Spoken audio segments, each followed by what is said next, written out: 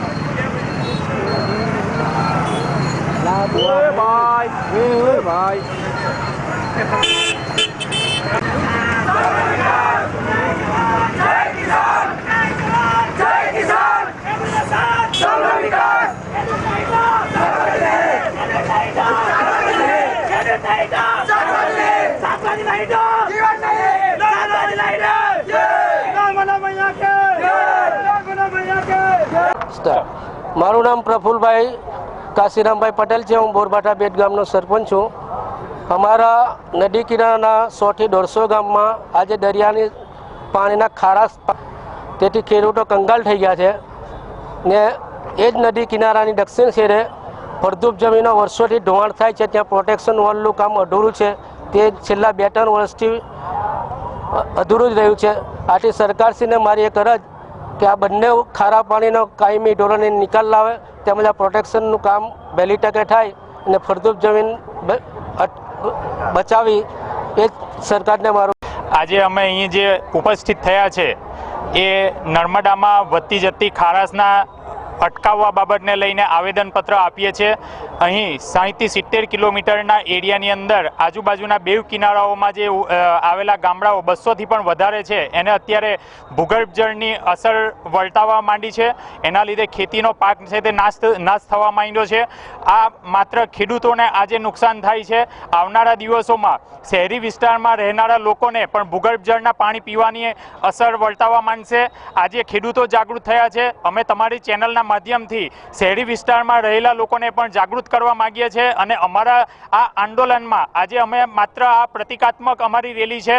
આનું જો સુખદ નિવારણ જો નહીં આવે તો આવનારા દિવસોમાં અમે વધુ મોટા પ્રોગ્રામ આપવાની અમારી ગણતરીઓ ચાલી રહી છે। અમે અગાઉ સહકાર મંત્રી શ્રી ઈશ્વરસિંહભાઈ સાથે ડેપ્યુટી મિનિસ્ટરને પણ અમે વાત કરી છે અને એમને પણ આશ્વાસન આપ્યું છે કે અમે આ પાણી વહેલામાં વહેલી તકે અમારે છોડવું જોઈએ અને એમાં હજુ સુખદ કંઈક નિરાકરણ આવ્યું નથી, એટલે અમારે પ્રતિકાત્મક રેલીના આધાર રૂપે આવનારા દિવસોમાં અમે એટલી સરકારશ્રી પાસેથી સૌનો સાથ અને સર્વાંગી વિકાસની માંગણી સાથે એ જ ડેફિનેશનના મુદ્દાના આધારે સ્થાનિકોના જે નુકસાન થાય છે એ સર્વાંગી વિકાસ અમને નથી મળતો, એની અમે આજે માંગણી કરી।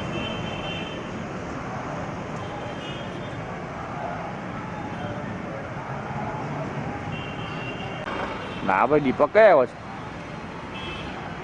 ના ભાઈ જય કિસાન જય જવાન જય કિસાન જય જવાન જય જવાન જય કિસાન જય જવાન જય કિસાન જય જવાન જય કિસાન કાળા પાણી હટાવો કાળા પાણી હટાવો કાળા પાણી